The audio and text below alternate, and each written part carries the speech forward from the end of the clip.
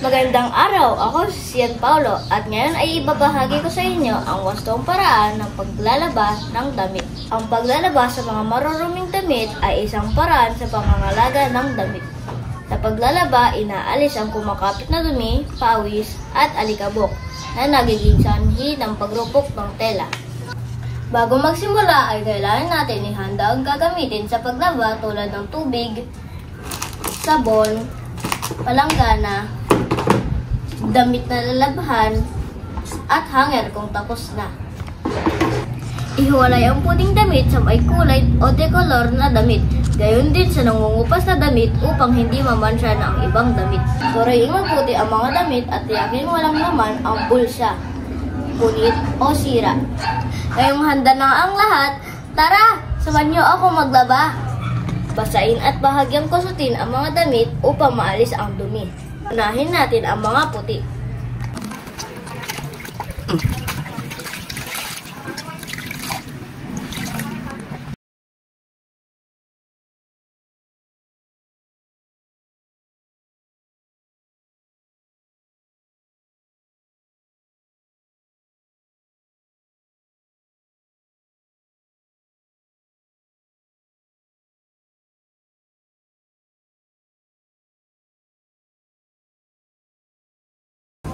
Pwede itilig ang pinagbanlawan na tubig sa halaman at palitan malinis sa tubig ang batya. Lagay ng sabon at tunawin sa tubig.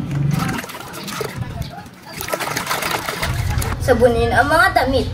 Unahin kusutin ang mga puting damit at isunod ang mga dekolor. Kusutin maputi ang mga bahaging karaniwang kinakapitan ng dumi tulad ng laylayan, kilikili, kwelyo, manggas at harapan ng damit.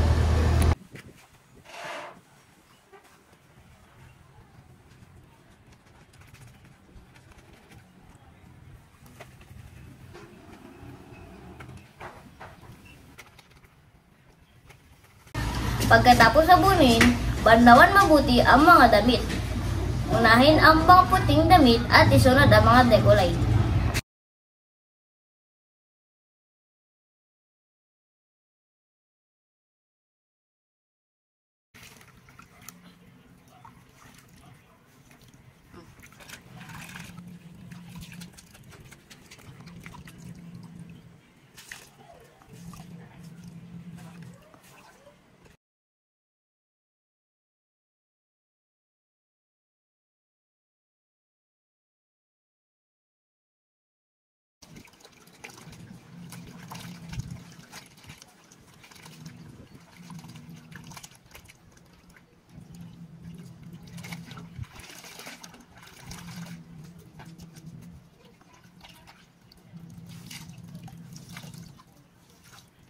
Banlawan ng mabuti ang mga damit hanggang wala na itong pula.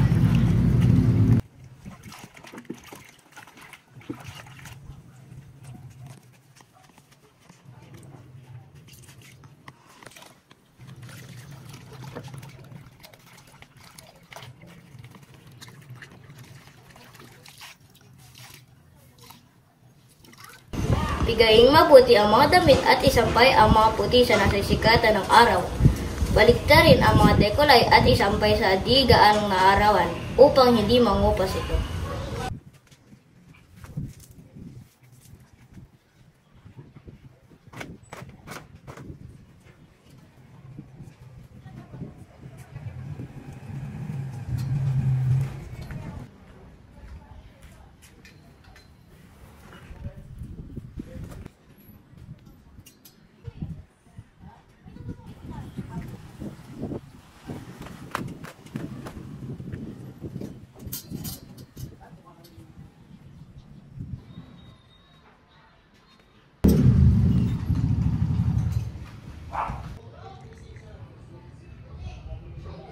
Tandaan, ang pagsuot ng malinis na damit ay nakakatulong para maging maaliwalas ang ating pakiramdam.